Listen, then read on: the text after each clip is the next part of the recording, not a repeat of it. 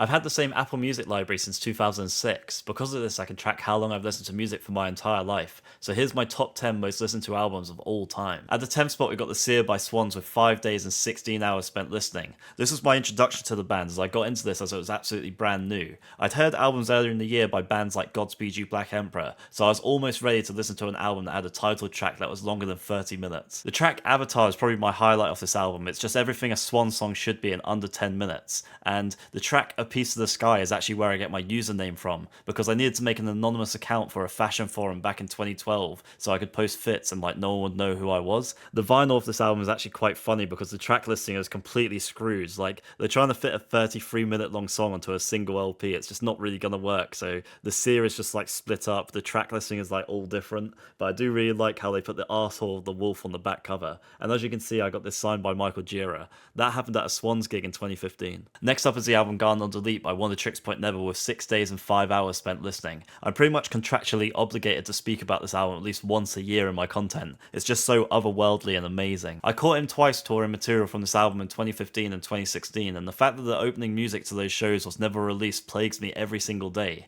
Also, he had this incredible thing going on where all the stage banter would be delivered through a vocoder and be completely unintelligible. At number 8 is the album The Powers That Be by Death Grips with 6 days and 8 hours spent listening. Originally released in two halves 9 months apart, it's possibly the greatest thing that Death Grips ever did. If you didn't actually live through it, the wait for the second half, Jenny Death, was absolutely unbelievable.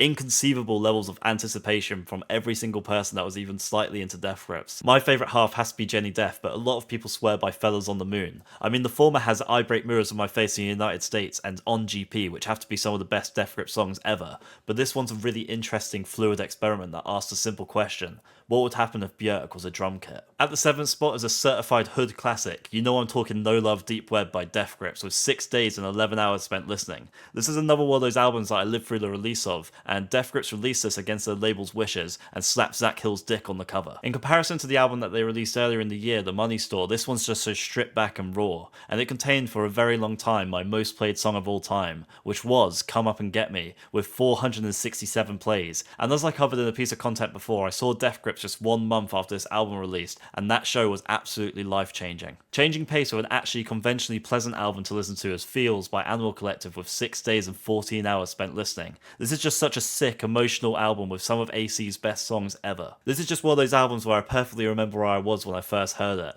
I was on the train to see Perfume Genius in 2012 and I heard the track Banshee Beat on the travel over there, and I was just absolutely blown away. 2012 is just a year that I have a lot of reverence for. It's like the year where I discovered all the critically acclaimed music that still gets passed around in online circles to this day.